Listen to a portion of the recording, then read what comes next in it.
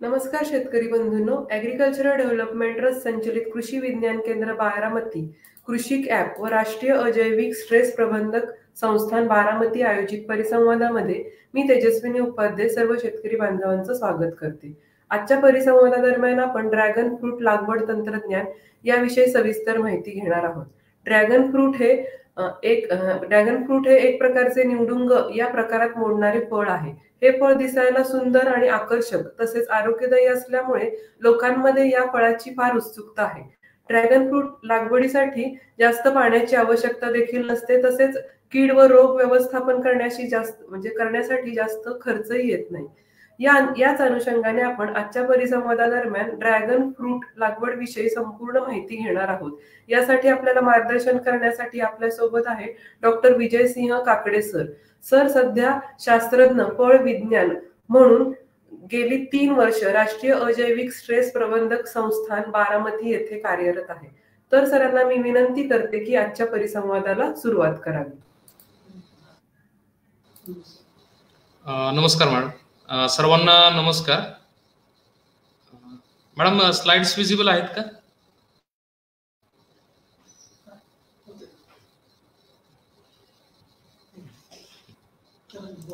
ठीक आहे. सर्व शेतकरी बांधवांचं मी या कार्यक्रमामध्ये स्वागत करतो. तसेच सर्वांना माझा नमस्कार.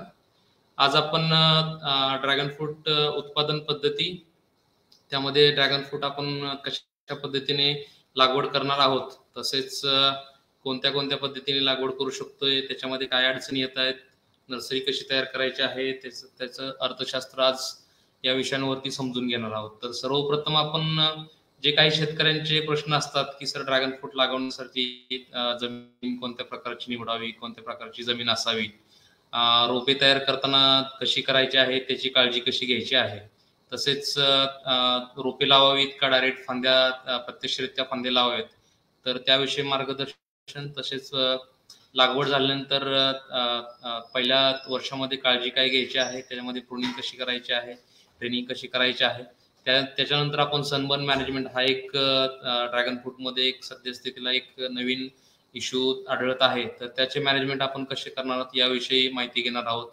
फ्लॉवरिंग आणि फ्रुटिंग ड्रॅगन फ्रूटमध्ये कशी असते, हार्वेस्टिंग कधी येते, कशा प्रकारची करायची आहे, तसेच डिझीज पेस्ट यामध्ये कोणते आहेत ते याविषयी आपण माहिती घेणार आहोत. तर जरी काही शेतकऱ्यांना जरी प्रश्न असतील या संदर्भात तरी ते या कार्यक्रमामध्ये ठेवू शकतात किंवा नंतर मोबाईलद्वारे किंवा कृषी ॲपद्वारे आपण या प्रश्नांची आपण उत्तर देऊ शकतोय. तसंच या कार्यक्रमामध्ये सुद्धा आपण प्रश्नोत्तराचा एक ठेवणारच आहोत. तर सर्वप्रथम सांगायचं म्हटलं तर ड्रॅगन फ्रूट एक निवडुंग परिवारातलं फळ आहे. जसं मॅडमने सांगितले की हे पोषक तत्व आणि अँटीऑक्सिडंट युक्त फळ असल्यामुळे, तसेच रंग वेगवेगळे रंग या फळांमध्ये असल्यामुळे लहानांपासून मोठ्यापर्यंत एक आकर्षण निर्माण केलं आहे या फळाने. त्यामुळेच या फळाला सद्यस्थितीला खूप चांगली डिमांड आहे. आणि त्याचबरोबर डाळिंब आणि द्राक्ष या पिकांसोबतच या ड्रॅगन फ्रूटची लागवड सुद्धा वाढताना दिसत आहे. तर फायद्यात सांगायचं झालं तर ड्रॅगन फ्रूटची लागवड वेगवेगळ्या जमिनीमध्ये आपण करू शकतोय. आणि काही ठिकाणी जिथं पाण्याची टंचाईची निर्माण होत असते काही महिन्यांमध्ये, त्या ठिकाणी झाडांची मर न होता तिथे झाडं हे 1 महिना किंवा 2 महिना पाणी नसले तरी झाडं टिकून राहतात. ग्रोथ थोडीशी अफेक्ट होऊ शकते, पण तिथे झाडं टिकून राहतात, झाडांची मर होत नाही जरी पाण्याची टंचाई निर्माण झाली. आणि हे सर्व पाहूनच याचं न्यूट्रिएंट गुणधर्म पाहून, त्याच्यानंतर मागणी पाहून, तसेच त्याच्यानंतर ह्याचं एक्सपोर्ट पोटेन्शियल पाहूनच वेगवेगळ्या गव्हर्नमेंट्सने याला वेगवेगळ्या अभियानातून शेतकऱ्यांना मदत म्हणून स्कीम्समध्ये घेतलं आहे आणि त्यामध्ये वेगवेगळे बेनिफिट शेतकऱ्यांना देण्यात येत आहे. तर सुरुवातीला मी थोडक्यात सांगेल ड्रॅगन फ्रूटचं जे उगम जो झाला आहे तो सेंट्रल आणि सदर्न अमेरिकन स्टेट्स मधून झाला आहे आणि तिथून मग बऱ्याचशा देशांमध्ये याचं वितरण झालं आहे. त्यामध्येच एशियन कंट्रीज यामध्ये खूप जास्त पुढे आलेले आहेत, प्रोडक्शन मध्ये असतील, एरियामध्ये असतील. त्यामध्ये मग चायना आहे, व्हिएतनाम आहे, थायलंड आहे, श्रीलंका आहे, इंडोनेशिया आहे आणि आपला भारत सुद्धा आहे. भारतामध्ये जर वितरण पाहिलं तर थोड्या वेळामध्येच बऱ्यापैकी पूर्ण राज्यांमध्ये याचं वितरण झालं आहे आणि मुख्यतः पाहिलं तर हे जे आपले सदन आणि मध्य आणि दक्षिण भारतातील काही राज्य आहेत त्यामध्ये जास्त प्रमाणात ड्रॅगन फ्रूटची लागवड आहे. त्यामध्ये मुख्यतः महाराष्ट्र आहे, तेलंगणा असेल, आंध्र प्रदेश असेल, कर्नाटक, तामिळनाडू, गुजरात, वेस्ट बेंगॉल, ही राज्य बऱ्यापैकी लागवडीमध्ये अग्रेसर आहेत. पण काही तुरळक प्रमाणात बाकीच्या राज्यांमध्ये सुद्धा याची चांगल्यारीत्या लागवड झालेली आहे. महाराष्ट्राचं बोलायचं झालं तर पश्चिम महाराष्ट्रामध्ये याची खूप जास्त प्रमाणात लागवड झाली आहे. त्यापैकी सर्वात जास्त लागवड जी झालेली आहे ती म्हणजे सोलापूर जिल्हा असेल, सांगली जिल्हा असेल, सातारा आणि पुणे तसेच अहमदनगर या जिल्ह्यांमध्ये चांगल्या प्रमाणात लागवड आहे. आणि थोड्या जास्त प्रमाणामध्ये मग कोकणातील काही जिल्हे असतील, खानदेशातले काही जिल्हे असतील, मराठवाड्यातले काही जिल्हे असतील आणि विदर्भातले काही जिल्हे, अशा जिल्ह्यांमध्ये याची लागवड थोड्या प्रमाणात झाली आहे. तर यामधल्या प्रकारांविषयी सांगायचं झालं तर सुरुवातीला जो खूप भारतामध्ये असेल किंवा जगामध्ये सर्वात जास्त लागवड झाली ती पहिल्या प्रकाराची, म्हणजे ज्याचा सालीचा रंग गुलाबी म्हणूया किंवा लाल असेल आणि आतून गर असेल तर पांढरा असेल. पण सध्या गेल्या 5 वर्षांमध्ये जो दुसरा प्रकार आहे आणि गर जो आहे गुलाबी असेल किंवा रेड लाल, त्या प्रकाराची लागवड खूप वाढलेली आहे. कारण चवीला चांगला आहे, दिसायला चांगला आहे त्याच्यामुळं, आणि पॉलिनेशनचा प्रॉब्लेम याच्यामध्ये कमी आहे, त्याच्यामुळे याची लागवड खूप प्रमाणात जास्त झाली. त्याच्यानंतर आता सध्यास्थितीला काही शेतकरी बांधवांकडे ज्याची साल पिवळी आहे आणि आतून गर जो आहे तो पांढरा आहे याची लागवड सुद्धा लागवड दिसत आहे.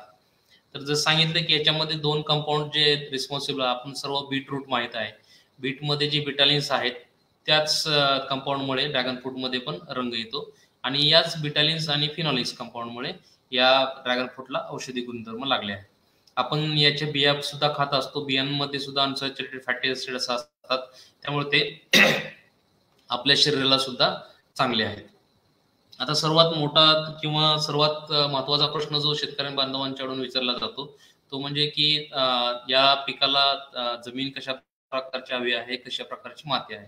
तर सर्वात महत्वाचं आपल्या गोष्ट लक्षात असलेली पाहिजे की या पिकाला जास्त पाणी साठून, जमिनीमध्ये जास्त पाणी साठून राहिलं नाही पाहिजे. त्यासाठी मुरमाड अगदी योग्य जमीन आहे. त्याचबरोबर या पिकाची लागवड काळ्या जमिनीमध्ये जिथे पाणी जास्त वेळ साठवून ठेवण्याची क्षमता असते तिथे सुद्धा अगदी योग्य प्रमाणात लागवड केली आहे.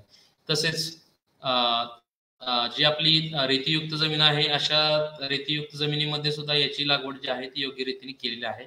जर पीएच जर बोलायचं झालं तर 7.5 पासून 8.5 पर्यंत याची लागवड जी यशस्वीरित्या केली गेलेली आहे. फक्त माती निवडताना एवढं लक्षात ठेवायचं आहे की जिथे पाणी जास्त साठून राहते तिथे आपल्याला बेड साईजद्वारे, रेस बेड साईजद्वारे आपल्याला तिथे पाण्याचा निचरा करण्याची गरज आहे.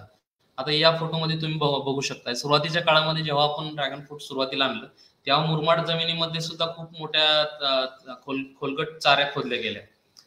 जर पाहिलं तसं तर मुरमाड जमिनीमध्ये पाणी जास्त वेळ टिकून राहत नाही, जरी पाऊस पडला तर हार्डली एका दिवसामध्ये पाण्याचा निचरा योग्य होऊन जातो. त्यामुळे अशा जमिनीमध्ये मोठ्या चाऱ्या खोदण्याची गरज नाहीये. पण जिथं पाणी जास्त साठून राहतंय, जिथं खूप जास्त पाऊस आहे, जसं आपलं कोकणाचा भाग आहे तिथं खूप जास्त पाऊस आहे, तिथं काही प्रमाणात जरी चाऱ्या खोलगट खोदल्या म्हणजे 1.5 ते 2 फूट किंवा जास्तीत जास्त 2.5 फुटापर्यंत जरी खोदल्या तरी तिथं चालू शकते. फक्त मुरमाड जिथं जमीन आहे, जिथं कमी पाऊस आहे तिथं जे आपले बेड आहेत ते जास्तीत जास्त अर्धा किंवा पाऊण फुटापर्यंत, जरी जास्तीत जास्त 1 फुटापर्यंत गेले तर तेवढे पुष्कळ आहेत. त्यानंतर तुम्ही तिसरा फोटो पाहू शकताय, जिथे त्या फोटोमध्ये एक न्यूज आली होती की खम्मम जिल्ह्यामध्ये 15 दिवसामध्ये जवळपास आठवड्यामध्ये जवळपास 1500 mm, म्हणजे आपल्याकडे जिथला 800 mm पाऊस होतो तिकडे आठवड्यामध्ये जवळपास 1500 mm पाऊस झाला. तर तिथं तुम्ही पाहू शकता शेतामध्ये बेड दिसत नाहीयेत किंवा रेस बेड दिसत नाही, फ्लॅट बेड आहेत. तर अशा कंडिशन मध्ये वॉटर लॉगिंग झाल्यामुळे पूर्ण बाग गेली. तर मग आपल्याला एवढीच काळजी घ्यायची आहे की आपल्या भागामध्ये जास्त पाऊस होतो का, आपल्या जमिनीमध्ये जास्त पाणी साठून राहतं का. जर असं असेल तरच आपण बेडची साईज ही वाढवू शकतो, नाही तर जिथं आपली जमीन मुरमाड आहे, जिथं कमी पाऊस आहे तिथं बेडची साईज वाढवण्याची गरज नाही. आता या चित्रामध्ये बघू शकताय, जेव्हा आपण नवीन लागण करणार आहोत त्यासाठी आपल्याला 4 बाय अर्धा किंवा 1 फूट जरी बेड बनला तरी सफिशियंट आहे. जशी आपली बाग जुनी होत जाईल तसं आपण बेड साईज वाढवणार आहोत ती बेड साईज वाढवून आपण 6x1 फुटापर्यंत जरी गेलो तर तेवढी सफिशियंट आहे. जिथं मुरमाड जमीन आहे, जिथं पाऊस कमी पडतोय. 6x3 गरज नाहीये मुरमाडामध्ये. हे 6x3 ची गरज कुठे आहे? जिथे पाऊस खूप जास्त पडतोय आणि जिथे काळी माती आहे. कारण काळी मातीमध्ये पाण्याचा निचरा योग्य होत नाही, पाणी खूप दिवस साठून राहतं. त्यासाठी आपल्याला तिथे बेड वाढवायची गरज आहे. तर हे झालं माती निवडणे, जमीन निवडण्याची आणि रेस बेडचं महत्व ड्रॅगन फ्रूट लागवडीमध्ये.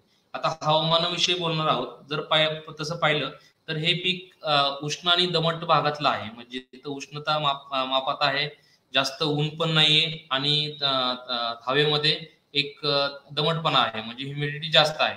अशा भागामध्ये या पिकाची ग्रोथ किंवा वाढ ही खूप चांगल्या पद्धतीने होत असते. पण दिवसेंदिवस या पिकाची लागवड हे कोरड्या भागामध्ये होत आहे, जसं की आपल्या महाराष्ट्राचं उदाहरण आहे किंवा पश्चिम महाराष्ट्र असेल, मराठवाड्याचा काही भाग असेल, जिथं हवामान कोरड, टेम्परेचर खूप जास्त जात.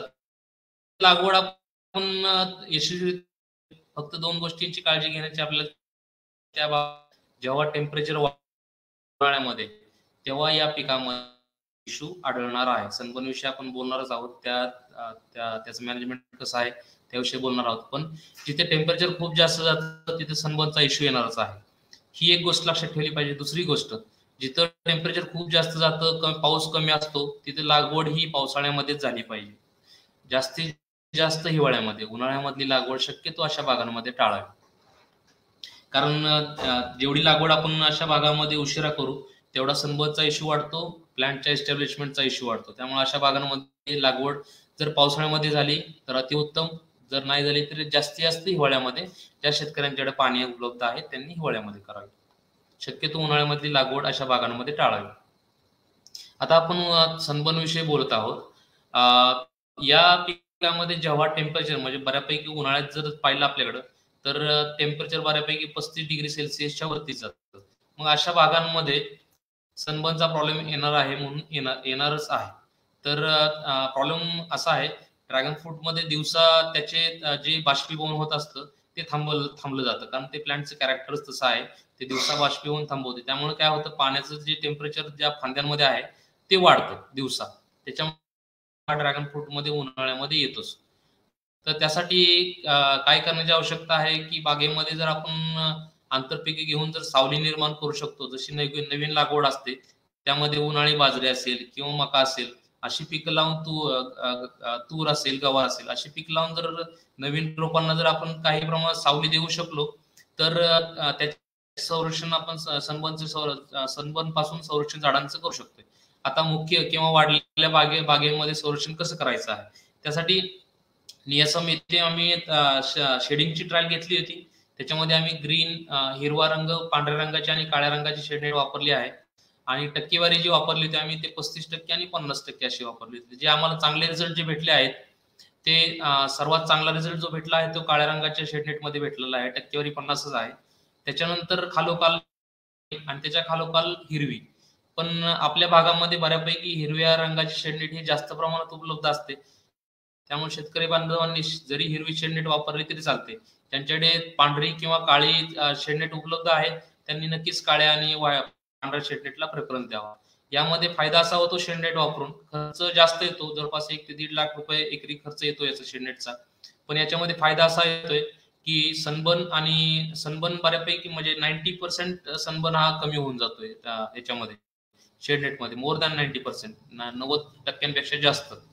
आणि डिझीजचं प्रमाण, रोगाचं प्रमाण सुद्धा खूप कमी होऊन जातं शेडनेटमुळे.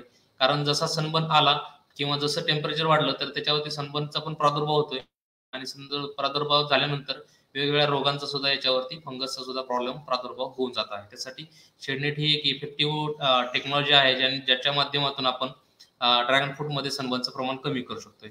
आता याचा निगेटिव्ह पॉईंट जर बोलायचं झाला तर याच्यामध्ये खर्च खूप जास्त येतोय. म्हणून शेतकरी बांधवांना दुसरा पर्याय काय असू शकतो का, तर नक्कीच आहेत पर्याय. याच्यामध्ये अजून सांगायचं झालं, शेडनेटमध्ये झाडांची ग्रोथ जी आहे ते उन्हाळ्यामध्ये सुद्धा चालू राहते, उन्हाळ्यामध्ये सुद्धा फुटवे निघत राहतात. त्याच्यामुळे याची ग्रोथ कधी थांबत नाही. तर हे तर काय, हे थोडे जास्त शेडनेटचे फायदे आहेत. आता आपण जिथं कमी खर्चामध्ये कशा पद्धतीने सनबर्नचा आपण कंट्रोल करू शकतोय, तर याच्यासाठी आपण केओलिनचा स्प्रे घेऊ शकतोय, ज्याच्यामध्ये केओलिन हे एक अँटी ट्रान्सपरंट आहे. ज्याच्या एक पावडर प्रमाणे आहे. जसं आपल्या माणसामध्ये आपण सनस्क्रीन लावतो, तशी ही झाडांमध्ये सनस्क्रीन आहे थोडक्यात. केवलिन काय करतं, झाडांवरती एक थर बनवतं आणि जेणेकरून जे येणारे जे सूर्याची किरण आहेत त्याचा आणि झाडांचा कॉन्टॅक्ट हा कमी करून टाकतं. त्याच्यामुळे मग जो जास्त टेम्परेचरचा असेल किंवा जास्त सनलाईटचा जो डायरेक्ट प्रादुर्भाव पडत आहे झाडांवरती तो कमी होऊन जातो. आता केवलिनची टक्केवारी किती वापरायची आहे, तर सुरुवातीच्या काळामध्ये म्हणजे सुरुवातीच्या हंगामामध्ये जेव्हा फेब्रुवारी मार्च महिने असतील तेव्हा 3 ते 4 जास्तीत जास्त 5% आपण वापरायचं आहे. आणि जसं एप्रिल मे मध्ये ही टक्केवारी आपण वाढवून, कारण एप्रिल मे मध्ये टेम्परेचर जास्त जाणार आहे, तेव्हा पण ही टक्केवारी जी आहे ते 5 ते 6% किंवा 60% वापरायचं आहे. तर अशा पद्धतीने आपण थोडक्या पैशामध्ये सनबर्नचा परिणाम केवलिन वापरून आपण कमी करू शकतो. त्याच पद्धतीने उन्हाळ्यामध्ये आपण आंतरपीकही घेऊ शकतो. त्यामध्ये उन्हाळी बाजरी असेल किंवा मका असेल, त्याने सुद्धा आपण सनबर्नचं प्रमाण कमी करू शकतो. फक्त काळजी एवढीच घ्यायची आहे, जास्त सावली बागेमध्ये होणार नाही याची काळजी घ्यायची आहे. कारण जास्त सावली झाल्यामुळे ड्रॅगन फ्रूट मध्ये ग्रोथ होते, शाखांची किंवा ब्रँचेसची ग्रोथ होते, पण त्याच्यामध्ये फ्लॉवरिंग फ्रुटिंग ही कमी होऊन जाणार आहे. याची काळजी शेतकरी बांधवांनी घेतली पाहिजे. हा तुम्ही फोटो बघू शकता, याच्यामध्ये आपण केवलिनचा स्प्रे घेतला होता. तर हा एक इफेक्टिव्ह माध्यम आहे ज्याच्या थ्रू आपण झाडांचं सनबर्न पासून संरक्षण करू शकतोय. आता पुढे जाऊया आपण. रोपे तयार कशी करायची आहेत, रोपे निवडताना रोपे तयार करताना फांदी कोणती निवडायची आहे, तर याच्यामध्ये बऱ्याच लोकांना अडचणी आल्या आहेत. कारण नर्सरीमध्ये जास्त पैसे कमवण्याच्या याच्यामध्ये काही कधी झाडांची किंवा मातृवृक्षाची मॅच्युरिटी चेक न करता कमी वयामध्येच फांद्यांची तोडणी केली जाते रोपांसाठी. त्यामध्ये काय होतं, त्यामध्ये रूटिंग होते, पण याच्यामध्ये रूटिंग खूप उशिरा होऊन जाते. जेवढ्या नवीन फांद्या आपण निवडू त्यामध्ये रूटिंग खूप उशिरा होणार आहे, फुटवे खूप उशिरा निघणार आहेत, त्यांची वाढही तेवढी स्लो होणार आहे. त्यासाठी मॅच्युअर झालेली, पक्व झालेली फांदी आपल्याला निवडायची. आता पक्व झालेली फांदी निवडायची कशी, तर शेतकरी बांधवांनी एवढी काळजी घ्यायची आहे की ज्याची बाग बऱ्यापैकी 3 वर्षाची आहे, 3 वर्ष जुनी आहे, त्यांची बाग निवडावी. तसेच जुन्या फांद्या नेहमी खालच्या साईडला असणार आहेत, तर त्या फांद्या निवडाव्यात. त्याचा रंग गडद हिरवा असणार आहे. त्याच्यानंतर दाबल्यानंतर ती फांदी सहजरित्या दाबली जाणार नाहीये, कारण त्याच्यामध्ये पाण्याचं प्रमाण खूप चांगलं असणार आहे. पुढचं प्रमाण त्याच्यामध्ये स्टोरेजचं प्रमाण खूप चांगलं असणार आहे, त्यामुळे ती काडी दाबल्यानंतर लवकर दाबणार नाही.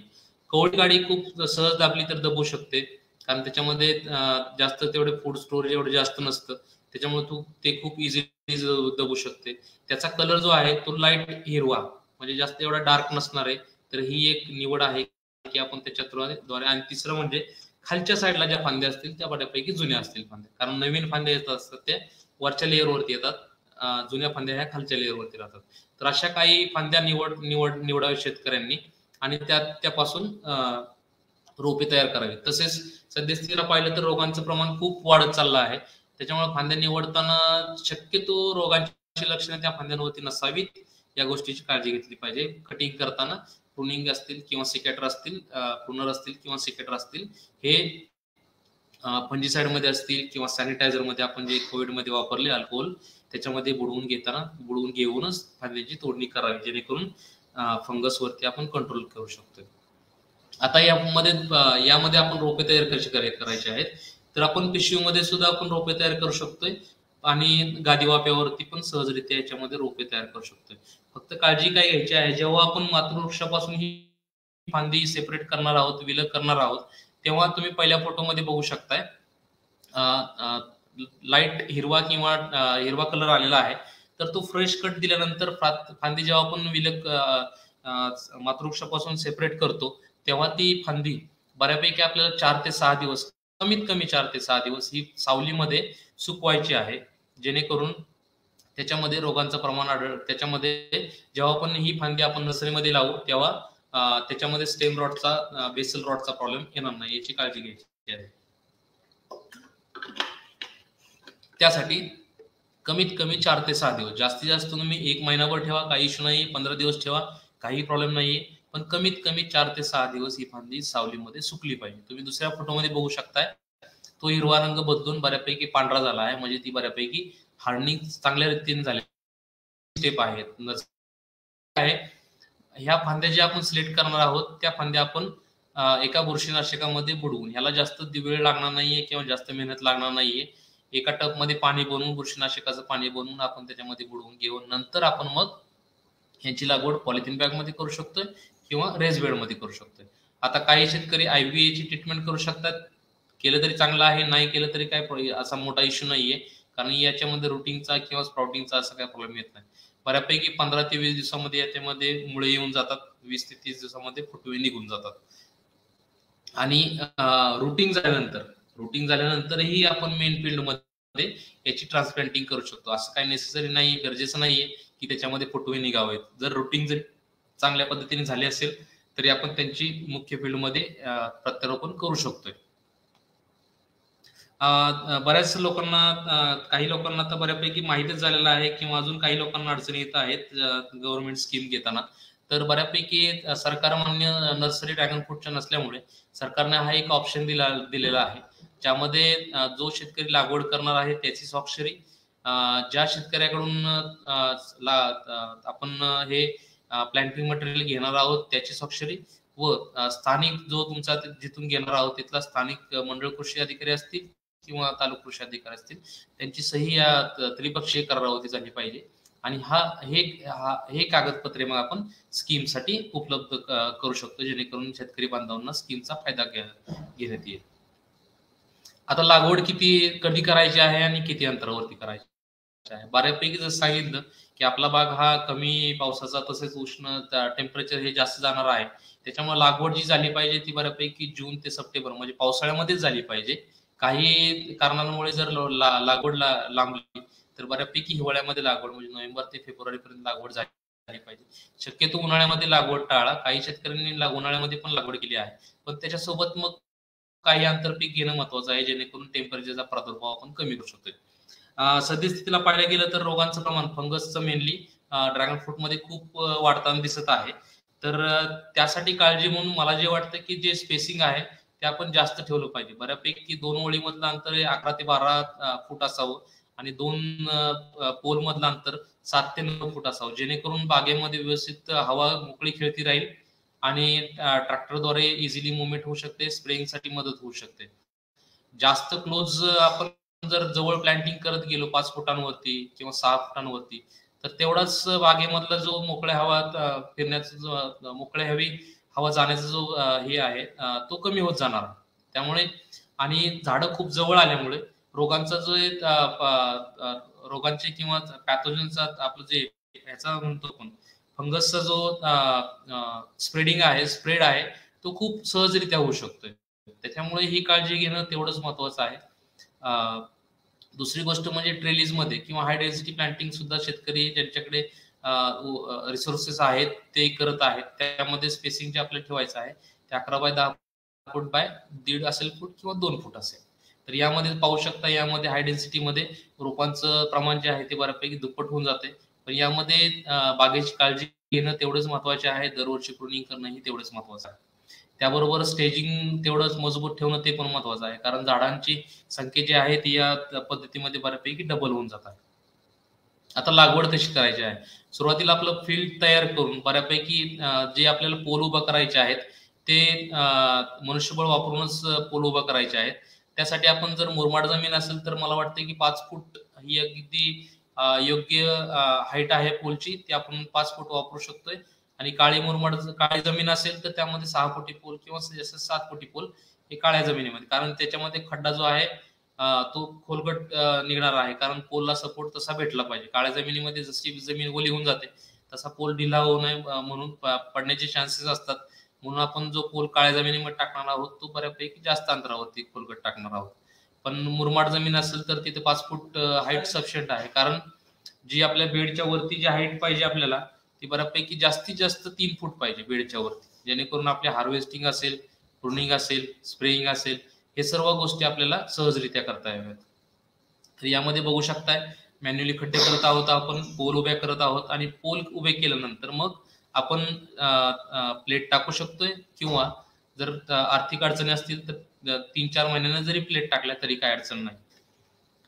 दुसरी गोष्ट, त्याच्यानंतर पोल उभे झाल्यानंतर आपल्याला बेसल डोस भरून घ्यायचा आहे प्लॅन्टिंगच्या अगोदर. त्याच्यामध्ये शेणखत असेल, लिंबोळी पेंड असेल किंवा DAP, हे जे स्लो रिलीजिंग फर्टिलायझर्स आहेत, हळूहळू मिसळणारे फर्टिलायझर्स आहेत, ते आपल्याला मिक्स करून बेड तयार करायचे आहेत. मग पहिल्यांदा हा डोस टाकल्यानंतर आपण ट्रॅक्टरच्या साह्याने, रेझरच्या साह्याने आपण बेड तयार करणार आहोत. आणि बेड तयार केल्यानंतर मग आपण 15 दिवसांनी किंवा महिन्याने आपण ह्याच्यामध्ये लागण करणार आहोत. तर मग पोलच्या साईडला लागण करताना आयदर आपण 3 रोपे लावू शकतो किंवा 4 रोपे लावू शकतो. बऱ्याचशा अंशी 4 रोपेच लावण्यात आले आहेत, पण माझ्या अनुभवाने जरी आपण 3 रोपे जरी लावलं तर सुरुवातीच्या काही 1-2 वर्षामध्ये फक्त उत्पादन कमी होऊ शकतं, पण नंतरच्या पुढच्या 3ऱ्या वर्षापासून बऱ्यापैकी नॉर्मली उत्पादन आपण घेऊ शकतो 3 रोपांमधून सुद्धा. ही ट्रेलिस पद्धतीमध्ये अशा पद्धतीने लागवड केली जाते. समोर लागवड करू शकतोय किंवा झिगझॅग पद्धतीने आपण याच्यामध्ये 1.5 ते 2 फूट अंतरावरती लागण करू शकतोय. कळकाच्या साह्याने आपण सपोर्ट द्यायचा आहे जोपर्यंत वरच्या वायर्स पर्यंत पोहोचत नाही, आणि वरच्या वायर पर्यंत पोहोचल्यानंतर आपल्याला तिथं शेंडा कट करायचा आहे, जेणेकरून लॅटरल जास्त फुटवे आपण याच्यापासून मिळवू शकतोय. हे शेंड्याचा जो कट मारायचा आहे तो दोन्ही पद्धतीमध्ये पण आणि ट्रेलिस मध्ये, जेणेकरून आपल्याला जास्तीत जास्त फुटवे मिळेल. फक्त काळजी एवढी घ्यायची, ते तारेपर्यंत पोहोचल्यावरती फुटव्यात मेन जो आहे शेंडा जो आहे तो थांबवायचा आहे. कारण बऱ्यापैकी जे नवीन फुटवे निघतात ते बऱ्यापैकी जिथं आपण शेंडा कट करणार आहोत तिथून बऱ्यापैकी 3-4 बोटे पाठीमागं हा फुटवा निघत असतो. त्या अनुभवाने, त्या अंदाजानेच आपल्याला तो कट घ्यायचा आहे. घेताना काळजी काय घ्यायची आहे, बऱ्याचशा अंशी जी रोपे असतात ती बऱ्यापैकी शेडनेट मध्ये असतात. त्याच्यामुळे आपण जेव्हा शेडनेट मधून डायरेक्ट ओपन फील्ड मध्ये आणणार आहोत त्यामध्ये त्या प्रोसेसमध्ये ट्रान्सप्लांटिंग शॉकचा मोठा प्रादुर्भाव रोपांमध्ये बऱ्याच अंशी आढळून आला आहे. त्यासाठी काळजी एवढीच घ्यायची आहे, जेव्हा आपण रोपे घेणार आहोत त्या शेतकऱ्यांकडून एवढंच विचारायचं आहे की त्यांनी हार्डनिंग व्यवस्थित केली आहे का, शेडनेट मधून रोपे 10-15 दिवस, महिनाभर बाहेर ठेवले आहेत का, याची काळजी विचारपूस करूनच रोपे आपल्याकडे आणायचे. जर नसतील तर रोपे शेडनेट मधून आणल्यास थोड्या सावलीमध्ये ठेवायचे आहेत, जिथं मध्यम प्रमाणात सावली असेल तिथे ठेवायचे आहे, आणि हळूहळू त्यांची हार्डनिंग करून मगच फील्डमध्ये न्यायचे आहे, जेणेकरून जो ट्रान्सप्लांटिंग शॉक आहे याच्यामध्ये तुम्ही बघू शकताय तो बसणार नाही. याच्यामध्ये जेव्हा ट्रान्सप्लांटिंग शॉक बसतो त्यामध्ये हिरवा रंग जाऊन त्याच्यामध्ये पांढरा रंग येतो सुरुवातीला, आणि नंतर पिवळसर त्याच्यामध्ये दिसायला पडतं, म्हणजे त्याच्यामध्ये फंगसचं इन्फेक्शन व्हायला लागलेलं असतं. आता बागेमधील व्यवस्था लागवड झाली आपली, आता बागेमधील व्यवस्थापन कसं करायचं आहे. तर सुरुवातीला जेव्हा आपण प्लॅन्टिंग करू तेव्हा त्याच्यामध्ये एकच फुटवा फक्त आपल्याला सरळ जाताना ठेवायचा आहे, किंवा एकच फुटवा वाढवायचा आहे. त्याच्यामध्ये जेव्हा मग जेवढे जमिनीच्या दिशेकडे जाणारे किंवा आडवे फुटवे जेवढे निघत असतील वारंवार आपल्याला ते तोडत राहायचं आहे. फुटव्यांचं जास्त प्रमाण हे हिवाळ्यामध्ये जास्त निघतं, तेव्हा त्यावेळेस आपल्याला जास्त काळजी घ्यायची आहे. जास्त फुटवे येऊन द्यायचे नाहीत, फक्त आपल्याला एकच फुटवा प्लेट पर्यंत जाऊन द्यायचा आहे. आणि जेव्हा तो फुटवा प्लेटच्या बाहेर निघेल तेव्हा जर सांगितलं की त्यावेळेस आपण त्याचा शेंडा थांबवू शकतो, जेणेकरून आपल्याला लॅटरल जास्त स्प्राउटिंग आपण मिळू शकतोय. प्लेट जवळ फांद्यांचा गुच्छा तयार होणार नाही याची काळजी घ्यायची आहे, कारण जेव्हा वरच्या फांद्यांची सावली खालच्या फांदीवरती पडते तेव्हा त्याची फ्लॉवरिंग किंवा फ्रुटिंगची जी ॲबिलिटी आहे ती कमी होऊन जाते. त्यासाठी प्लेट जवळ गुच्छा पण तयार होणार नाही याची पण काळजी घ्यायची आहे वार्षिक छाटणीत. त्यासाठी वार्षिक छाटणी घेणं खूप गरजेचं आहे. याच्यामध्ये बघू शकताय वार्षिक छाटणी घेण्याचे फायदे एवढेच राहतात की जो अनप्रोडक्टिव्ह खालचा लेयर जो असतो किंवा जो प्लेट जवळ जो गुच्छा असतो तो तयार होत नाही.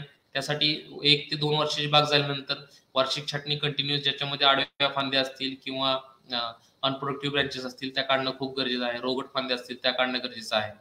तर या फोटोमध्ये तुम्ही बघू शकताय, पहिल्या फोटोमध्ये कॅनोपी खूप कमी दिसते, पण त्याच्यामध्ये इफेक्टिव्ह म्हणजे ज्या फांद्या जास्त फुले तयार करतात अशा फांद्या खूप जास्त असतील, म्हणजे 21% आहे.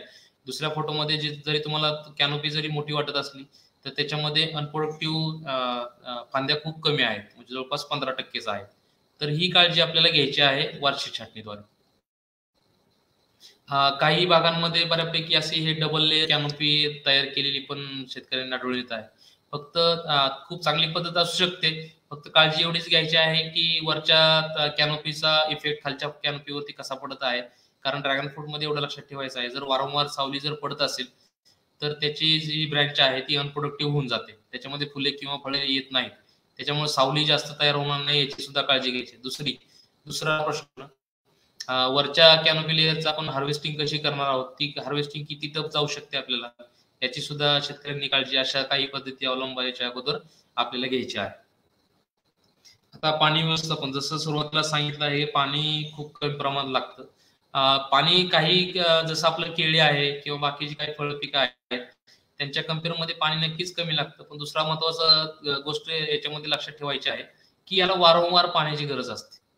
असं नाही की आपण पाणी 1 महिना जर नाही दिलं तरी हे फळपीक त्याची ग्रोथ मेंटेन करेल. जर आपण 1 महिनाभर जरी पाणी नाही दिलं तर ते फळपीक, ते झाडं आहेत ते तिथं जमिनीमध्ये टिकून राहतील, पण त्यांची जी वाढ आहे ती नक्कीच खुंटून जाते. त्यासाठी याला कमी प्रमाणात आणि वारंवार पाणी देणं खूप गरजेचं आहे याच्यामध्ये. पावसाळ्यामध्ये आपल्या भागामध्ये सद्यस्थितीला खूप काय म्हणतात त्याला, पावसाळ्यात म्हणजे टायमिंग फिक्स नाहीये. त्याच्यामुळे बऱ्यापैकी जसा जसा पाऊस असेल, जर 2 पावसामध्ये जर अंतर असेल तर नक्कीच तिथे पाणी झाडांना दिलं पाहिजे. जर कंटिन्युअस अंतराने, जर चांगल्या अंतराने जर पाऊस पडत असेल तर तिथे पाणी द्यायची गरज नाहीये. पण जिथं जर 2 पावसामध्ये जर अंतर वाढलेलं असेल तर तिथे नक्कीच पाणी देण्याची गरज आहे. हिवाळ्यामध्ये हिवाळ्यामध्ये हिवाळ्यामध्ये बऱ्यापैकी या फळ पिकाची खूप चांगल्या पद्धतीने वाढ होत असते. त्याच्यामुळे हिवाळ्यामध्ये कंटिन्युअस आठवड्यातून 1 वेळा असेल, 2 वेळा असेल, हे आवश्यकतेनुसार पाणी देणं गरजेचंच आहे. उन्हाळ्यामध्ये तिसरी गोष्ट आहे, जर नवीन बाग असेल तर बऱ्यापैकी पाणी चालू ठेवावे. पण जर जुनी बाग असेल तर बऱ्यापैकी आपण सनबर्न कमी करण्यासाठी, कारण जेवढं आपण पाणी जास्त देतो, सनबर्न कमी करण्यासाठी आपण पाण्याची जे पाळे आहेत ते कमी करत असतो, जेणेकरून सनबर्नचा प्रादुर्भाव कमी व्हावा. आणि जसा मे महिना असेल, मेच्या एंडिंग मध्ये जसा एखादा पाऊस पडला असेल तेव्हा आपण परत एकदा पाणी वाढवणार आहोत, जेणेकरून आपण फ्लॉवरिंग फ्रुटिंग घेणार आहोत. त्याच पद्धतीने सांगायचं झालं तर मल्चिंग खूप चांगल्या पद्धतीनं इफेक्टिव्ह ठरत आहेत ड्रॅगन फ्रूटमध्ये. तर आपल्याला मग आपल्या ऊसाची पाचट असेल किंवा आपल्या ह्याच्यामध्ये बरंचसं शेतामधून जे जुन्या पिकांचं मटेरियल निघत असतं ते जरी यूज केले, या फोटोमध्ये बघू शकता तुम्ही कोकोनट लिव्ज, आपल्या नारळाच्या पानांचं आपण आच्छादन केलं आहे. तर खूप चांगल्या पद्धतीने 2 फायदे होत आहेत. एक तर पाण्याचं प्रमाण खूप कमी लागत आहे आणि दुसरं प्रमाण म्हणजे आपल्या ह्याचा गवताचा जो प्रादुर्भाव आहे, तो परिणाम आहे तो कमी होत आहे. तर हे 2 फायदे ड्रॅगन फ्रूट मध्ये दिसत आहेत. आता फर्टिलायझर विषयी बोलू आपण, मॅन्युअल्स आणि खत व्यवस्थापन विषयी. आपण सुरुवातीला जेव्हा बोललो, पोल जेव्हा उभे करत आहोत तेव्हाच आपल्याला यावेळेस बेसल डोस द्यायचा आहे बेड तयार करण्याच्या अगोदर. जसं सुरुवातीला सांगितलं की शेणखत बऱ्यापैकी 10 ते 15 किलो जेवढं शक्य आहे, जरी 20 किलो जरी मिळालं तर चांगली गोष्ट आहे. पण शेतकऱ्यांना एवढं उपलब्ध होत नाही, त्यामुळे 10 किलो जरी मिळालं शेणखत तरी आपण ते बेसल डोस मध्ये टाकायचं आहे. त्याच्यानंतर जर निंबोळी पेंडी मिळाली तरी आपल्याला 100, 200, 300 ग्रॅम पर्यंत आपण निंबोळी पेंड प्रति पोल आपण टाकू शकतोय. त्याचबरोबर डीएपी, जेणेकरून जे नवीन रोपं आहेत त्यांना फॉस्फरस अधिक प्रमाणात मिळेल व नायट्रोजन काही अंश लागतोच, त्यामुळे हे 2 न्यूट्रिएंट्स मिळतील. ही गोष्ट लक्षात ठेवून डीएपी आपण 150-200 ग्रॅम जरी पर पोल टाकला तरी तो फायदेशीर ठरतोय. नंतर जसजशी मग आपण बागेची वाढ होणार, झाडांची वाढ होणार आहे, तसं तसं मग आपण वॉटर सोल्युबल फर्टिलायझर्स ग्रेड्स आहेत, त्याच्यामध्ये मग 19-19 असेल, अशा पद्धतीचे ग्रेड्स आपण झाडांना देणार आहोत. सुरुवातीला वाढ कमी असते, त्याच्यामुळे मग आपण मंथली आणि बाय मंथली या इंटरव्हल वरती महिन्यातून एकदा किंवा 2 महिन्यातून एकदा असा आपण इंटरव्हल ठेवू शकतोय.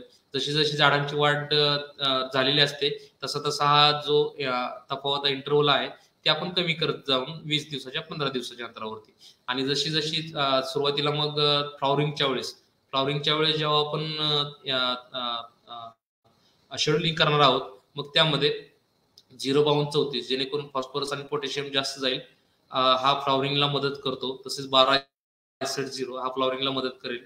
अशा फर्टिलायझरची निवड करून आणि फ्रूट जेव्हा मॅच्युरिटीला येत असेल, म्हणजे कलर टर्निंगच्या 1 आठवडा दिवसा अगोदर 0050 अशा फर्टिलायझरची निवड करून आपण बागेमध्ये त्याचं नियोजन करणार आहोत. तसेच ह्युमिक ऍसिड असेल किंवा आपण घरी तयार केलेली शेण आणि गोमूत्रयुक्त स्लरी असेल, ती जरी आपण महिन्यातून एकदा जरी सोडली तरी तिच्या आपण जे काय फर्टिलायझर आपण झाडांना देत आहोत, बागेत देत आहोत, ते झाडांना मिळण्यासाठी मदत करते. त्याचबरोबर मायक्रोन्युट्रिएंट्सचा एखादा डोस जरी महिन्यातून एखादा दिवस गेला फ्लॉवरिंग फ्रुटिंगच्या वेळेस तरी ते आपल्याला फोटोसिंथेसिस असेल किंवा पॉलिनेशन असेल यासाठी नक्कीच मदत करतील. आता हा डोस जो आहे तो नियासम येथे जिथे खडकाळ जमीन आहे, खूप खडकाळ जमीन आहे आमच्या इथे, तर तिथं हा हायर डोस आहे. तर पहिल्या 2 वर्षामध्ये बऱ्यापैकी 500, 500, 300 वर्षभराचा हा डोस आहे. आणि बाग जिथं जुनी बाग आहे 4 वर्ष, तिसऱ्या वर्षापेक्षा जास्त, तिथं 800, 900, 550 हा वर्षभरातून हा डोस गेला पाहिजे विविध माध्यमातून. मग ते शेणखत असेल किंवा स्लो रेझिंग फर्टिलायझर्स असतील किंवा वॉटर सोल्युबल फर्टिलायझर्स असतील. मग हा जेवढ्या आपण स्प्लिटमध्ये देऊया, कारण वाढीच्या अवस्था आपल्या लक्षात असाव्यात की पावसाळ्यामध्ये बऱ्यापैकी सुरुवातीला पावसाळा आणि हिवाळा यामध्ये जास्त व्हेजिटेटिव्ह ग्रोथ होत असते. आणि जेव्हा बाग फ्लॉवरिंग फ्रुटिंग मध्ये असते तेव्हा फ्लॉवरिंग फ्रुटिंग जे आहे ते जून ते नोव्हेंबर होत असते आणि नोव्हेंबर ते फेब्रुवारी ही ग्रोथ पिरियड आहे.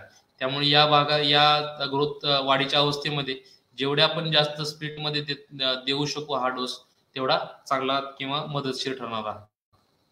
आता आंतरपीक विषय बोलायचं झालं तर सुरुवातीच्या काही काळांमध्ये सनबर्नला कमी करण्यासाठी तसेच थोडंसं उत्पन्न घेण्यासाठी शेवगा आणि मिलियाडोबिया हा जास्त प्रमाणात लावला गेला.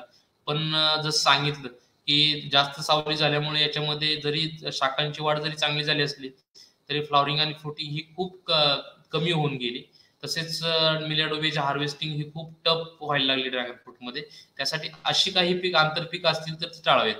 मग हे सोडून आपण दुसरी आंतरपीक घ्यायची झाली तर कोणती घेऊ शकतोय? मग त्याच्यासोबत आपला गुलाब आहे, तो इझिली घेऊ शकतोय. त्याच्यानंतर गवार आहे, ते इझिली घेऊ शकतोय. त्याच्यानंतर आपलं बाजरी असेल, मका असेल, ते आपण सहजरित्या घेऊ शकतोय. त्याच्यानंतर भाजीपाला आहे, तो सहजरित्या घेऊ शकतोय. फक्त काळजी एवढीच घ्यायची आहे की आंतरपीक जे आहे ते जास्त जोमदार वाढीचं नसावं. त्याची उंची कधीही आपल्या ड्रॅगन फ्रूट पेक्षा कमी असावी. ते आंतरपीक जे घेणार आहोत ते जास्त रोग आणि कीटक असतील त्यांना बळी पडणार नसावं किंवा त्याची कॅनोपी आंतरपिकाची कॅनोपी जास्त दाट नसावी. कारण जे आंतरपिकांवरती जे रोग आणि कीटक आहेत ते ड्रॅगन फ्रूट वरती सुद्धा येणार आहे. त्यामुळे आंतरपीक निवडताना याची काळजी शेतकऱ्यांनी घ्यायची आहे. याच्यामध्ये तुम्ही पाहू शकताय पावसाळ्यामध्ये जेव्हा आपल्याला दिवाळीच्या वेळेस आणि नवरात्रीच्या वेळेस तसेच दसऱ्याच्या वेळेस जेव्हा आपल्याला झेंडूच्या फुलांची जास्त डिमांड असते तेव्हा काही शेतकऱ्यांनी यामध्ये यशस्वीरित्या झेंडूची लागवड असेल किंवा आपल्या सोयाबीनची लागवड असेल ही यशस्वीरित्या घेतलेली आहे नवीन बागांमध्ये सुद्धा. त्यामुळे अशा आंतरपिकांची निवड करून ड्रॅगन फ्रूट मधून आपण सुरुवातीच्या काही काळामध्ये सुद्धा चांगलं उत्पादन घेऊ शकतो जोपर्यंत आपली ड्रॅगन फ्रूटची बाग प्रोडक्शन मध्ये येत नाही तोपर्यंत. फक्त काळजी एवढीच घ्यायची आहे की जे आंतरपिकांवरचे रोग आणि कीड असतील त्या ड्रॅगन फ्रूट वरती सुद्धा येणार आहेत. फक्त मग त्याची काळजी योग्य व्यवस्थापन त्यावेळेस झालं पाहिजे. आता फ्लॉवरिंग याच्यामध्ये बऱ्यापैकी फ्लॉवरिंग होते ते जून ते नोव्हेंबर मध्ये जसं सांगितलं त्यावेळेस होते. फुले उमलण्याची जो वेळ आहे ती बऱ्यापैकी संध्याकाळी 7च्या पुढे उमलायला सुरुवात होतात आणि सकाळी 10-11 वाजेपर्यंत ते मिटून जातात. तर जे पॉलिनेशन आहे ते बऱ्यापैकी रात्रीच होऊन जातं. व्हाईट आपल्याकडे जी अगोदरची जी जात होते त्याच्यामध्ये पॉलिनेशनचा इश्यू येत होता. तर त्यासाठी मग आर्टिफिशियल किंवा हँड पॉलिनेशन करणं खूप गरजेचं होतं. आणि आपली जी सद्यस्थितीला जी लाल गराची जी आहे त्याच्यामध्ये हा पॉलिनेशनचा प्रॉब्लेम काही अंशी किंवा खूप चांगल्या अंशी कमी आहे. त्याच्यामुळे पॉलिनेशनचा इश्यू एवढा असं वाटत नाही. पण ज्या शेतकऱ्यांना पॉलिनेशनचा इश्यू त्यांच्या बागेमध्ये वाटत आहे तिथे हँड पॉलिनेशन करणे गरजेचं आहे. तसेच लागवडीपूर्वी जात निवडताना हेही लक्षात ठेवणं गरजेचं आहे की त्या जातीला पॉलिनेशनची गरज आहे. कारण ज्या जातींमध्ये पॉलिनेशनची गरज आहे त्या जाती कमी निवडणं. ह्या काही परागीकरण समस्याशी संदर्भात समस्या आहेत. त्याच्यामध्ये जिथे पॉलिनेशन व्यवस्थित झालेलं नाहीये त्याच्यामध्ये फुलांची गळ होणं किंवा फळांचा शेप बिघडणं किंवा ज्या बिया आहेत त्यातल्या ते एका जागी येणं, अशा समस्या येऊ शकतात. तर ह्या सर्व समस्या ज्या आहेत ते पॉलिनेशन किंवा परागीकरणाच्या संबंधित समस्या आहेत. तर जिथे ज्या शेतकऱ्यांना अशा अडचणी आहेत त्यांनी समजून घ्यावं की त्या बागेमध्ये किंवा त्या व्हरायटीमध्ये पॉलिनेशन व्यवस्थित होत नाहीये, त्यामुळे अडचणी येत आहेत. तर अशा अडचणी येत असेल तर हँड पॉलिनेशन करणं, हँड पॉलिनेशन करून त्याच्यामध्ये आपण त्याची फ्रुटिंग असेल किंवा क्वालिटी असेल हे वाढवू शकतो. तर त्यासाठी आपण हे थोडक्यात सांगतो मी. याच्यामध्ये 2 पार्ट असतात, एक पोलन पार्ट आणि स्टिग्मा पार्ट. ते पोलन पार्ट जो तुम्ही पाहू शकता मागच्या स्लाइडला आहे, ते पोलन्स त्याच्यामध्ये अँथर्स असतात, पोलन्स असतात. ते पोलन्स जे आहेत ते स्टिग्मापर्यंत पोहोचले पाहिजे. जर ते पोहोचले नाहीत तर मग असे जे तुम्ही पाहू शकताय की फुलगळ असेल किंवा फळांची साईज बिघडणं असेल किंवा बिया एकत्र येणं, असे अडचणी येऊ शकतात. त्यासाठी मग हे या फोटोमध्ये तुम्ही बघू शकताय अशा रीती तुम्ही हँड पॉलिनेशन जेव्हा फ्लावर ओपनिंग होणार असतं तेव्हा आपण हँड पॉलिनेशन सकाळी किंवा संध्याकाळच्या वेळेस आपण करू शकतो. या फुलाच्या वाड्या आहेत तर बऱ्यापैकी पूर्ण इंडक्शन पासून ते हार्वेस्टिंग पर्यंत बऱ्यापैकी 45 दिवसाच्या आसपास मागे पुढे वेळ लागू शकते. म्हणजे समजा 1 तारखेला जर फुल लागलं तर बऱ्यापैकी फुल लागलं तर ते बऱ्यापैकी दुसऱ्या महिन्यामध्ये म्हणजे जुलैमध्ये बऱ्यापैकी 10 ते 10 तारखेच्या आसपास त्याची हार्वेस्टिंग येऊ शकते.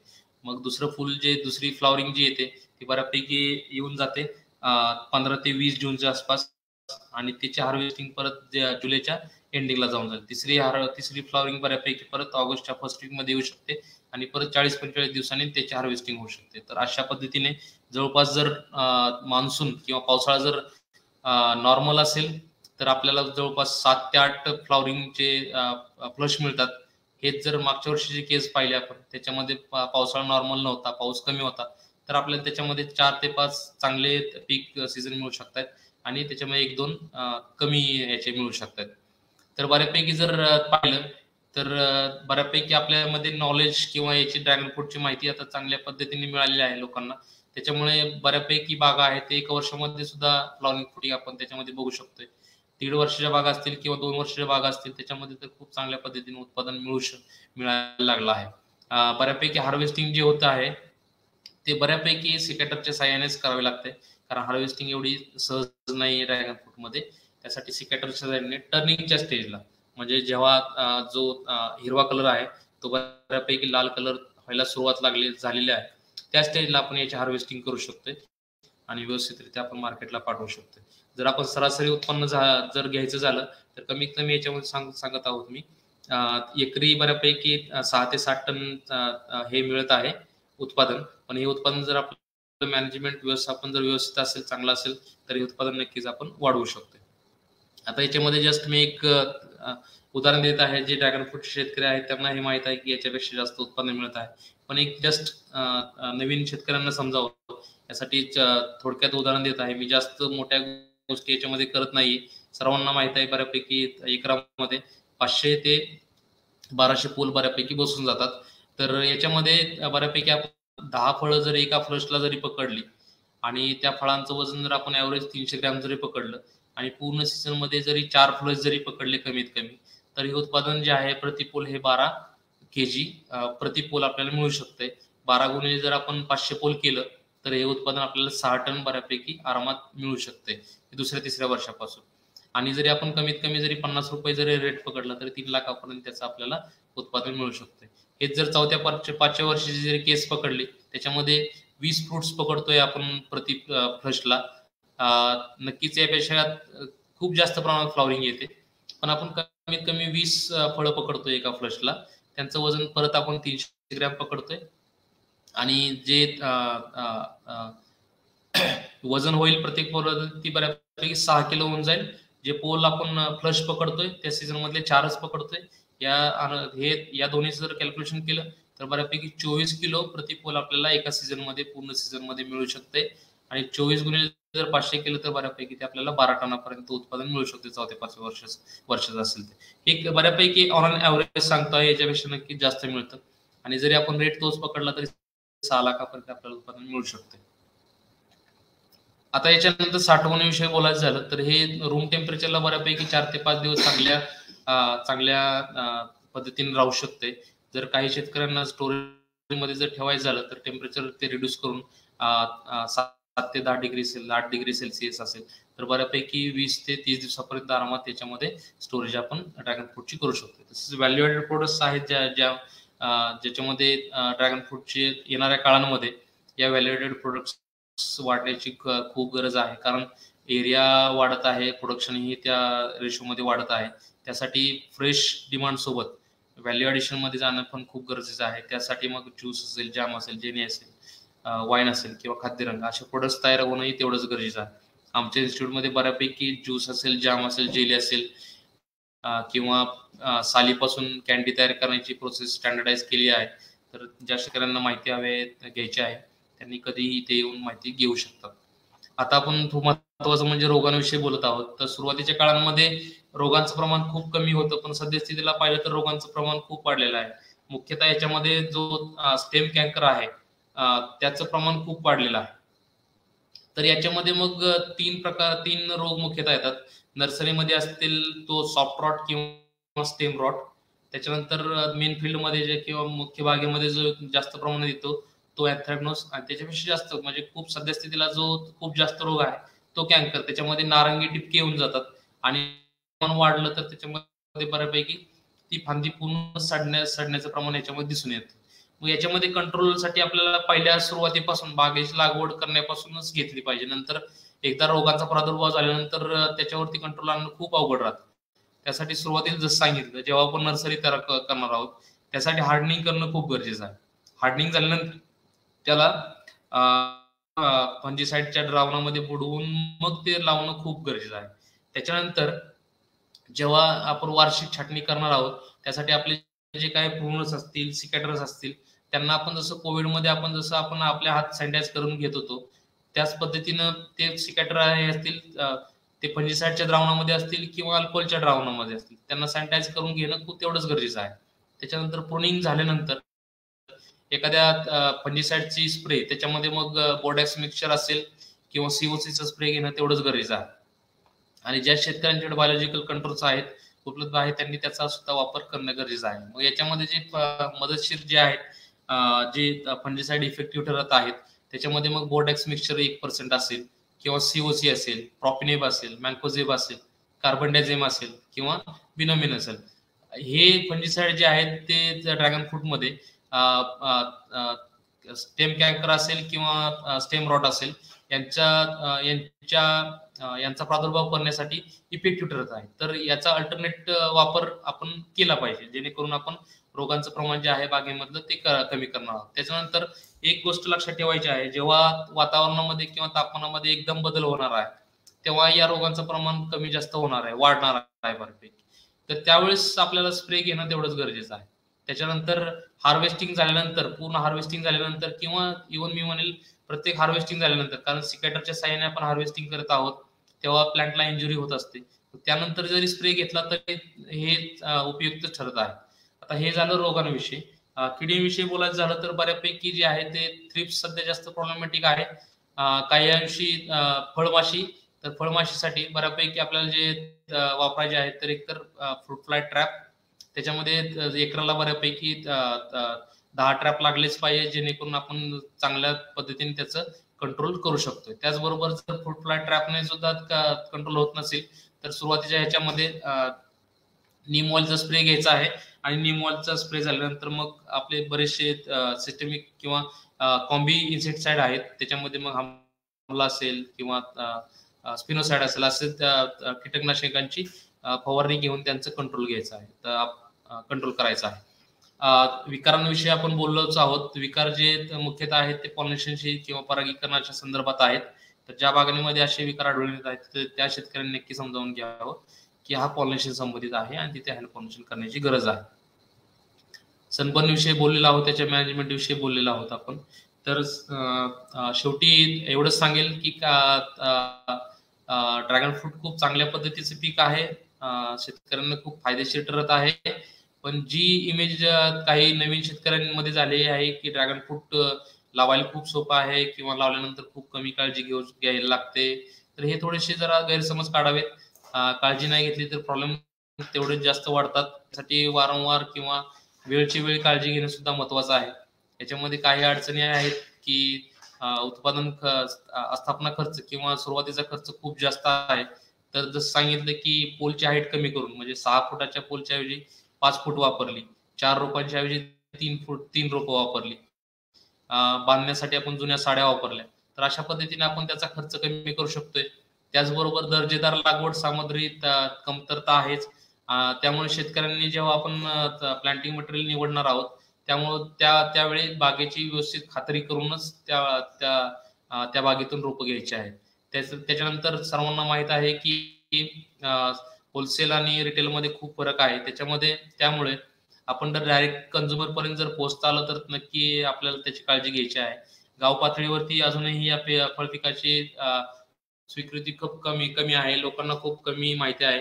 त्याच्यामुळे आपल्याला तिथेही त्याची पब्लिसिटी करणं तिथं तेवढंच गरजेचं आहे आणि प्रोसेसिंग युनिट वाढणं खूप गरजेचं आहे. सरकारी अनुदानाविषयी सांगायचं झालं तर याची तुम्ही सखोल माहिती तुमच्या जवळच्या शेतकरी अधिकारी असतील त्यांच्याकडून घ्या. मी ते थोडक्यात सांगत आहोत की MIDH मधून 1,60,00,000 रुपये प्रति हेक्टरी मिळत आहे आणि ते तीन भागामध्ये निवडलं जातं. पहिल्या वर्षी 60%, दुसऱ्या वर्षी 20%, तिसऱ्या वर्षी 20%. नरेगामधून हा स्लॅब जवळपास 2,30,000 रुपये एवढा आहे प्रति हेक्टरी. तरी याची व्यवस्थित माहिती जी आहे ती आपल्या जवळच्या शेतकरी अधिकारी असतील, मंडळ कृषी अधिकारी असतील किंवा तालुका कृषी अधिकारी असतील त्याच्याकडून घ्यायचा आहे. तरी ही खूप आपल्या देशासाठी खूप चांगली बातमी आहे की काही वर्षांपूर्वी आपण ड्रॅगन फ्रूट विषयी माहित नव्हतं. लागवडीसाठी आपला देश नवीन होता, पण लवकरच कमी वेळेमध्येच आपण ड्रॅगन फ्रूटचा एक्सपोर्ट सुद्धा करायला लागलो आहे. तर ही आपल्या देशासाठी खूप चांगली बाब आहे. शेवटी मी एवढंच सांगेल की आपल्या ड्रॅगन फ्रूट प्रोडक्शन सोबत प्रोसेसिंग मध्ये जाणं सुद्धा खूप गरजेचं आहे. डायरेक्ट शेतकऱ्यांसोबत जुडणं किंवा जो आपला शेतातला माल आहे डायरेक्ट शेतकऱ्यांपर्यंत पोहोचणं तेवढंच महत्वाचं आहे आणि एक्सपोर्ट मध्ये सुद्धा आपल्याला चांगलं काम करायचं आहे. शेवटी मी एवढंच सांगेल की भवितव्य खूप चांगलं आहे. फक्त एवढंच लक्षात ठेवायचं आहे की लागवड ही कंट्रोलमध्येच असावी, कारण जरी जास्त लागवड झाली तरी याचा प्रॉब्लेम रेटवरती पडणार आहे. त्याच्यानंतर लागवडीचा खर्च आपण कसा कमी करू शकतो त्याच्यावरती लक्ष ठेवलं पाहिजे. आणि ज्या काही सरकारी संस्था आहेत त्यांनी जर्मप्लाझम समृद्धी म्हणजे जास्तीत जास्त वाण कसे आपल्या भारतामध्ये येतील त्याबद्दल सुद्धा लक्ष ठेवलं पाहिजे. एवढंच बोलून मी सर्व ड्रॅगन फ्रूट शेतकरी असतील, माझे सोबती असतील, सर्वांचे मी खूप खूप आभार मानतो, कारण या सर्व स्लाइड्स मध्ये मला सर्वांची खूप चांगल्या पद्धतीने मदत झालेली आहे. हा माझा नंबर आहे. सर्व शेतकरी बांधव हा नंबर नोट करू शकताय. तुम्हाला काही अडचणी असतील तुम्ही आत्ताच्या या कार्यक्रमाच्या यावेळी विचारू शकताय किंवा तुम्हाला कृषी कॅपद्वारे तुम्ही त्या क्वेश्चन विचारू शकताय किंवा या नंबरवरून तुम्ही केव्हाही कधी फोन करू शकताय. त्याचबरोबर ICAR नियासम हे माळेगाव येथे स्थित आहे, तेव्हा तुम्ही तिथेही कधी व्हिजिटसाठी येऊ शकता. खूप खूप धन्यवाद. जर काही शेतकऱ्यांचे प्रश्न असतील तर आपण प्रश्न उत्तरांचा सेशन आता घेऊ.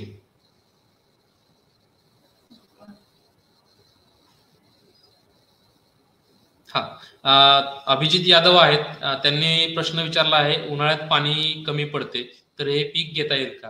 हो नक्की, कारण उन्हाळ्यामध्ये बऱ्यापैकी काय होतं, आपण जरी तुम्हाला महिन्यातून एखादी पाळी जरी देता आली या पिकाला तरी आपण त्या पर्टिक्युलर 2-3 महिन्यामध्ये जरी पाणी कमी पडलं तरी ते झाड तिथं व्यवस्थित टिकून राहतं. अशी काही अडचणी येत नाही, मर येत नाही. त्यामुळे जिथं उन्हाळ्यामध्ये खूपच टंचाई येत असेल तिथं आपण घेऊ शकतोय. फक्त थोडे तरी पाण्याची आवश्यकता उन्हाळ्यामध्ये लागेल, अशी काही अडचण नाही.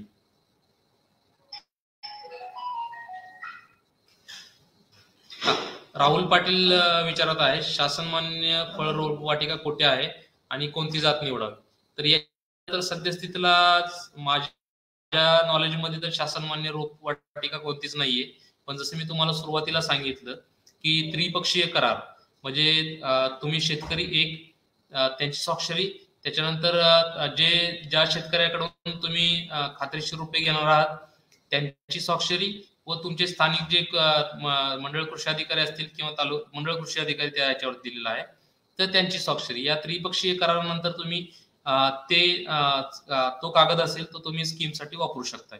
तुमचा दुसरा प्रश्न जो होता की कोणती जात वापरावी, सद्यस्थितीला सांगायचं झालं तर लाल गराची जात खूप जास्त प्रमाणात लागवड होत आहे. त्याचबरोबर आपल्या भागांमध्ये काही आपण स्थानिक लोकांनी असतील किंवा बाहेरच्या लोकांनी त्यांना नावं दिलं आहेत. सी टाईप असेल, रेग्युलर रेड असेल किंवा जम्बो रेड असेल. तर बऱ्यापैकी सद्यस्थितीला जर पाहायचं झालं तर साईजला मार्केट मिळत आहे किंवा साईजला प्राइस मिळत आहे.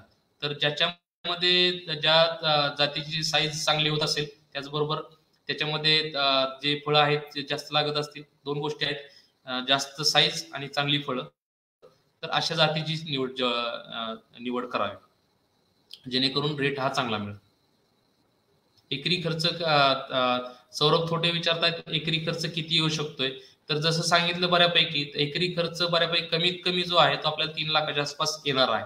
कारण याच्यामध्ये बऱ्यापैकी पोल आणि प्लेट या दोन गोष्टींना खूप जास्त खर्च येतो आणि त्याचबरोबर रोपांना. कारण आपण 500 पोल जरी पकडलं, एका पोल प्लेटचा खर्च आपण जरी 250 रुपयापर्यंत जरी पकडला, 300 रुपयापर्यंत जरी पकडला, तर तिथे जवळपास 1.5 ते 2 लाख रुपये तिथे होऊन जात आहेत.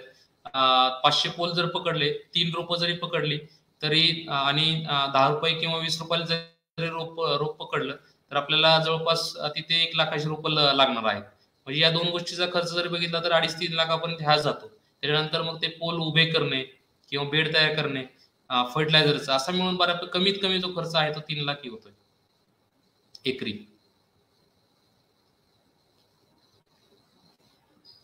योगेश कदम विचारत आहेत मार्केट व्हॅल्यू मेट्रो सिटी मध्येच आहे का सर जास्त? हा नक्की, कारण गाव पातळीवरती काय होतंय, सध्या बऱ्याच लोकांना हे अजूनही एवढे पब्लिसिटी किंवा माहीत नाही, त्याच्यामुळे गाव पातळीवरती अजूनही कमी घेत आहेत, पण गाव पातळीवरती पण वाढताना दिसत आहे. मेट्रो सिटीज मध्ये नक्कीच याचा चांगला रेट आहे, जेणेकरून मग मुंबई असेल किंवा दिल्ली असेल, हैदराबाद असेल, कोलकाता असेल, बँगलोर असेल, अशा काही मेट्रो सिटीज आहेत त्याच्यामध्ये चांगलाच नक्कीच रेट मिळत आहे. सुरत असेल, अशा काही सिटीज आहेत, अहमदाबाद आहे, तर अशा सिटीज मध्ये नक्कीच चांगला रेट मिळत आहे.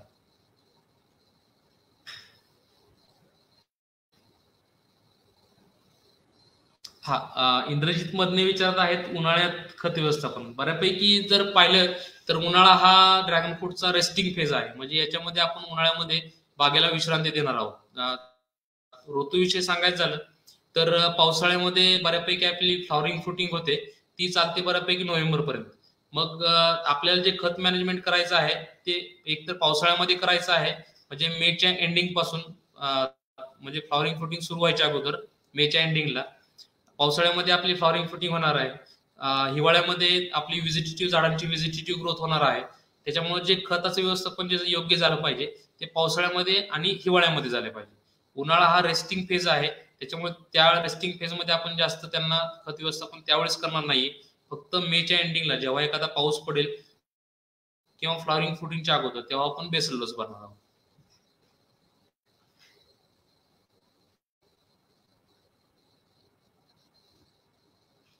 कोणती पद्धत लागवडीसाठी योग्य आहे, रोगांसाठी किंवा पहिल्या लागवडीला?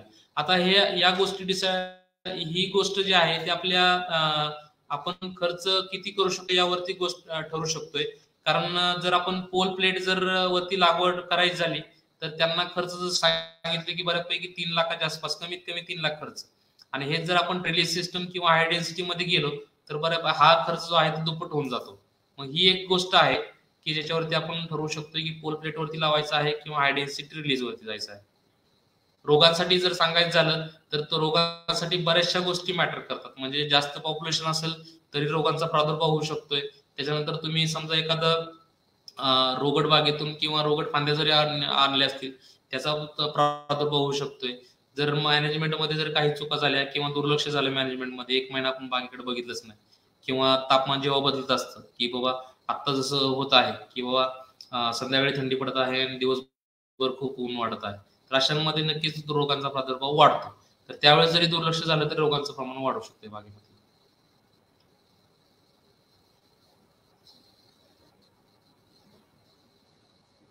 नारायण गर्दडे हे विचारतात दुसऱ्या वर्षी किती माल लावू शकतो. बऱ्यापैकी जर सांगायचं झालं तर आपली लागण समजा जर जून मधली असेल तर पुढच्या जून ते नोव्हेंबर हा सीझन आपल्याला मिळतो.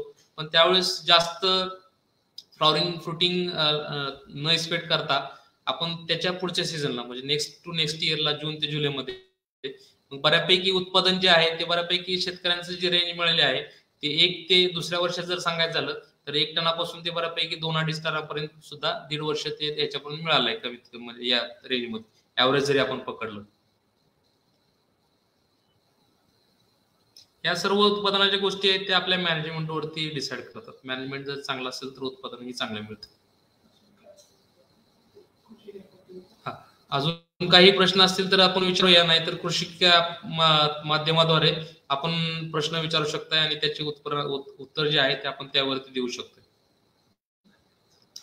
धन्यवाद सर्वांचे खूप खूप आभार.